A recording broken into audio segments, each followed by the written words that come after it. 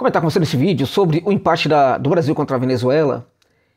Porque, gente, eu tentei não fazer esse vídeo, né? Porque é lamentável, sabe, comentar sobre o jogo da seleção. Tá cada vez pior. Em virtude de que as pessoas ainda têm expectativa, né? Às vezes a gente olha para o resultado possível diante de alguns adversários, a gente olha para o adversário e aí presume que o jogo pode ser mais fácil, pode ser mais tranquilo, porque aquele adversário talvez não vá colocar tanta dificuldade assim, né? Neste caso, um adversário desfalcado, né? O Brasil jogou contra a Venezuela desfalcada, inclusive Soteldo fora. Então, evidentemente que a equipe venezuelana tinha ali um poder de fogo menor. Então o Brasil certamente ganharia da Venezuela, né? O Brasil conseguiu chegar ao gol no final do primeiro tempo com um gol de falta brilhante do Rafinha, né? Mas o Brasil tem dificuldade para conectar o seu centroavante, o seu jogador que está à frente, geralmente mais à frente, né? Que se coloca mais à frente. É muito difícil conectá-lo. Igor Jesus teve uma partida que não foi das melhores, mas a bola nunca chegava no Igor Jesus, né? Ou chegava com muita dificuldade. Porque claramente, ao contrário do que a gente vê na Venezuela, não conseguimos perceber na seleção brasileira um jogo organizado, minimamente organizado. É muito difícil detectar um padrão tático de relevância nessa equipe brasileira. O que temos é a tentativa, né, de aprofundar o jogo pelo lado do campo, seja o lado esquerdo, seja o lado direito. Quando chega perto da área, o Deus nos acuda. Aí vamos acionar, fazer cruzamento para a área. Esses cruzamentos, a gente percebe que muitas vezes ele não é feito através do jogo aéreo, né, e em geral isso ocorre, se você parar para pensar o jogador que está cruzando, e se você perceber como esse jogador atua na sua equipe, você vai se dar conta de que muitas vezes esse cruzamento ele é feito até de uma forma correta, ele busca acionar algum jogador que entra por dentro através de uma bola rasteira. Aí você vai perceber que é isso que o jogador faz na sua equipe. Ou seja, não é nada ligado ao Dorival, algo que é positivo, mas não é nada ligado ao Dorival. Algo que é muito mais positivo nas equipes, por exemplo, no Real Madrid, quando essa bola chega ao fundo, o Vinícius, quando está jogando, quando está caindo pelo lado, essa bola geralmente vem cruzada para trás, né, vem cruzada rasteira. Isso ocorre em virtude, por exemplo, de um ordenamento tático. Então você percebe que os atores também se aproximam ali por dentro, algo muito bem elaborado para receber essa bola. O Vinícius chega no fundo do campo, ele faz esse cruzamento na seleção brasileira, e aí você tem uma bagunça, né, jogadores chegando, né, batendo cabeça com aqueles que já estão ali, uma confusão muito grande que mostra que o Dorival não tem um menor entendimento do que está fazendo na seleção brasileira neste momento, gente. Absolutamente nada, tá? De novo, eu acho que é necessário, sabe, o técnico, enfim, dar uma camisa de titular para um jogador, por exemplo, como o Estevão, fala, meu irmão, vai lá, vamos ver o que você vai fazer hoje. Poxa, a seleção brasileira precisa fazer testes muito mais profundos para chegar a uma equipe, né, que possa ser competitiva, né? O Brasil ainda tem condição, por exemplo, de bancar nessas eliminatórias sul-americanas, já que ficou muito fácil para a Copa do Mundo, né? Bancar mais testes, né? No entanto, você percebe que o Dorival não faz esses testes, né? Então, um desses testes importantes seria, por exemplo, levar o Estevão como titular em alguns jogos, né? Um outro jogador que que está pedindo passagem é o Luiz Henrique, né? E que também entra no segundo tempo, ele acha que vai fazer a mágica de tirar o jogador do Botafogo ali do banco e tudo vai ser resolvido. O Botafogo não salvou dessa vez, né? Não salvou a seleção brasileira do Dorival, tá? Acho que também há muita insistência com alguns jogadores. Também poderia fazer um teste de tirar o Bruno Guimarães, colocar outro jogador ali para ver o que acontece, gente. Impressionante, tá difícil realmente a seleção, tá difícil de ver, né? Tá difícil de sentir emoção, empolgação por essa seleção brasileira do senhor Dorival Júnior, que está se mostrando um técnico, ele, o filhote dele, né? Aquela coisa de filho de treinador que vive na cueca do pai, né? Ou seja, o cara não consegue crescer, né? Então tem que viver dentro da cueca do pai. Fazendo o quê dentro da cueca do pai? Eu não tô nem aí pelo que ele tá fazendo lá. Problema dele, se ele gosta de viver na cueca do pai, é problema dele. Mas acho que tem que acabar no futebol brasileiro essa história de técnicos, né? Meia bocas, né? Patrocinarem, né? Sabe? A campanha, a presença dos seus filhos como auxiliares técnicos, tá? O auxiliar técnico, em teoria, já é alguém um profissional que não dá recado nenhum, acho que nem é necessário existir, né, porque ele não consegue, por exemplo, contribuir com a comissão técnica. Acho que uma exceção a isto ocorre no Palmeiras, né, em que os auxiliares técnicos têm sim com o Abel um comando ali da equipe, né? Mas a gente não vê isso no futebol brasileiro em outras equipes e também não vemos na seleção brasileira. Então por que a CBF tem que empregar alguém sem a menor competência comprovada, que é o filho do Dorival? Tem isso também, né? Então nós tivemos nessa partida aí contra a Venezuela, volto a dizer, uma Venezuela que era para ser vencida em virtude dos seus desfalques, né?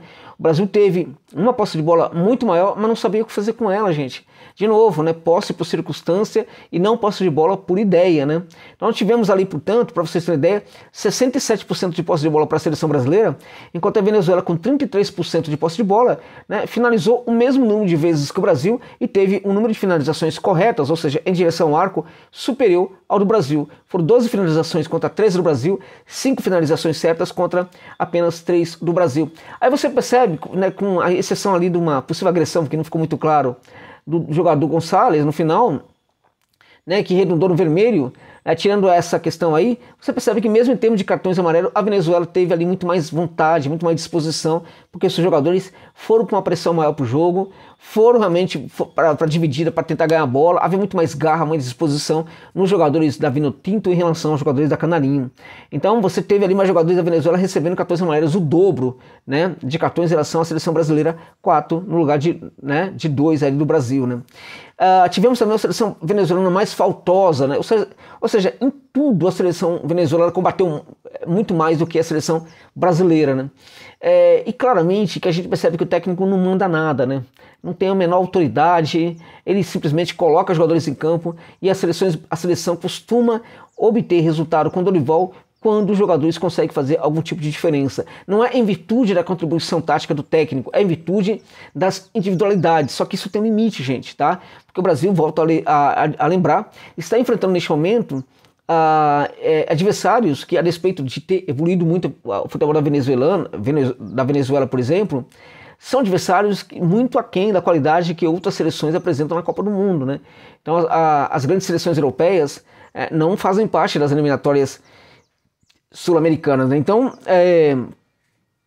claramente que nos momentos decisivos, nos jogos-chave, a condição tática da seleção brasileira vai realmente gritar, a falta dessa condição tática, e o Brasil provavelmente vai ter problemas contra as seleções mais desenvolvidas, mais eficientes, tá? Tem sido assim em todas as últimas Copas do Mundo, tudo indica que vai ser assim também na próxima Copa do Mundo. O curioso é que a gente percebe que o Dorival está mais perdido que o Tite, tá? Não o Tite dos bons momentos, mas o Tite dos péssimos momentos, tá? O Dorival neste momento ele está pior do que o pior Tite, né, que a seleção brasileira teve no seu comando, tá? Então é um time que tem dificuldade para fazer transições, é um time que tem dificuldade para fechar corredor, é um time que tem dificuldade para acionar o centroavante, são meio-campistas que às vezes batem a cabeça, percorrem pelo mesmo espaço do campo, uma confusão total, né? E claramente que o resultado contra a Venezuela foi um resultado justíssimo, né?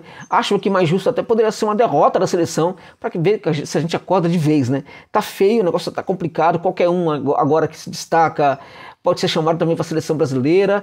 Claramente que o Dorival não sabe o que está fazendo, né? Esse jogo mostrou novamente que ele não tem a menor noção do que está fazendo à frente do comando da Canarinho, né? Não tem, sabe, digamos, topete, não tem personalidade, não tem perfil para ser técnico da seleção, não tem personalidade para ser técnico da seleção. Foi um grande erro, né, indicá-lo em virtude de um muito bom trabalho que ele fez no Flamengo, né? Um muito bom trabalho, porque antes ele vinha realmente com dificuldades. Quando ele chegou, por exemplo, no São Paulo, o trabalho não foi suficiente para que ele fosse para a seleção brasileira, não.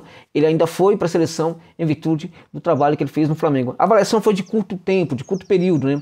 E aí nos esquecemos que anteriormente o Dorival era um técnico já muito decadente. Infelizmente, neste momento, o Brasil está com problemas no comando do seu banco de reservas. Dorival não é técnico para a seleção. Enquanto essa insistência continuar, a gente vai continuar iludido nessa impressão de que basta termos, né, os melhores jogadores, e sequer talvez a gente tenha os melhores jogadores, talvez nós não tenhamos os melhores jogadores. Sempre achamos isso, né? Talvez não tenhamos, né? Mas vamos presumir que nós tenhamos os melhores jogadores do mundo hoje na Canarinho, né? Vamos presumir, vamos sonhar, né? Então, neste caso, basta termos os melhores para que a gente consiga, por exemplo, ganhar uma Copa do Mundo. E isso talvez seja um grande engodo, né? Infelizmente, né, a gente acaba caindo do salto justamente nos momentos decisivos, tá? Em Copas do Mundo. E aí, Inês jaz morta, como como dizia o Camões, né? Lamentável a seleção brasileira, lamentável, triste de ver. Eu, sinceramente, gente, teve momentos ali que tive vontade de desligar a televisão. Só não fiz em virtude de que, como alguém ligado aí ao comentário do esportivo, né? Eu precisava assistir até o final, tá? Mas foi difícil. E eu tive realmente muita vontade de deixar de ver em alguns momentos. Do lado da Venezuela, a gente via, por exemplo, uma seleção arriscando mais, né? Nos poucos momentos que a Venezuela ia para frente, ela ia com muita vontade, com uma coragem, né? Deixando inclusive os jogadores ali a sua zaga muito desprotegida, tá? Isso mostrava inclusive uma coragem da comissão técnica venezuelana e que nós não víamos na comissão técnica brasileira, tá? Então assim, e olha que a Venezuela esteve ali com um técnico o auxiliar, né, que estava comandando, tá? Então uma coragem da seleção venezuelana que nós não temos na seleção brasileira no nosso técnico, até isso, né? Então vou dizer para você, se a Venezuela ganhasse, estaria tudo muito bem, tá? Porque não seria justo que o Brasil ficasse com 3 pontos diante da Vinotinto, tá? É isso, estamos caminhando para um novo vexame numa próxima Copa do Mundo, amigos e amigas.